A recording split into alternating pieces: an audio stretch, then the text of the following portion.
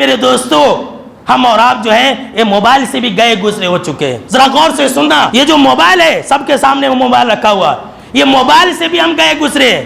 Mobile ہم سے اچھا ہے. اب آپ کہیں گے کیسے, یہ مولانا کون سی بات کہہ رہے ہیں, موبائل ہم سے اچھا ہے. ہم موبائل سے بھی گئے گزرے, کسی کام کے نہیں ہے. موبائل تو کم سے کم اچھا ہے. کیسے؟ اب دیکھیے کہ موبائل اپنا جو حقیقی مقصد ہے کبھی نہیں بھولتا ہے, لیکن ہم اپنا حقیقی مقصد بھول چکے ہیں.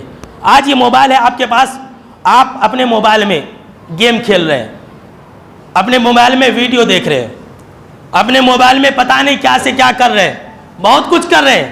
اگر اسی وقت کسی کا کال آ جائے تو کیا ہوتا ہے ہمارے موبائل کے ساتھ؟ ہمارا موبائل کیا کرتا ہے, ذرا غور سے سننا.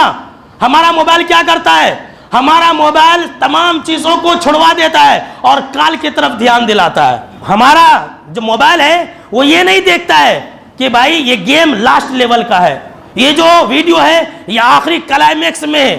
ہمارا موبائل یہ نہیں دیکھتا ہے, بلکہ تمام چیزوں کو چھوڑ دیتا ہے اور کال کی طرف دھیان دے دیتا ہے کہ دیکھو تمہیں کال آ رہی ہے, تم بات کرو. اور جب کال آ جاتی ہے موبائل کے جتنے بھی دوسرے فنکشن ہیں وہ سب کام کرنا بند کر دیتے ہیں. اور ایک ہم ہیں, موبائل کو اپنا مقصد یاد رہا کہ اسے بنایا ہی گیا تھا اسٹارٹنگ میں کہ انسان بات کرے, اس لیے آج بھی اس کو اپنا مقصد یاد ہے. لیکن آج ہم انسان ہیں, ہم کو اپنا مقصد یاد نہیں ہے.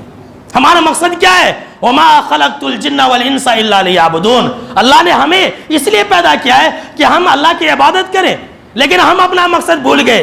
ہم موبائل میں رہ گئے, ہم موبائل کے ویڈیو دیکھنے میں رہ گئے. موبائل سے سبق سیکھیے, موبائل سے سیکھیے. موبائل ہمیں یہ پیغام دیتا ہے کہ انسانوں, جس طرح سے میں نے اپنا مقصد نہیں بھولا ہے تم بھی اپنا مقصد مت بھولنا.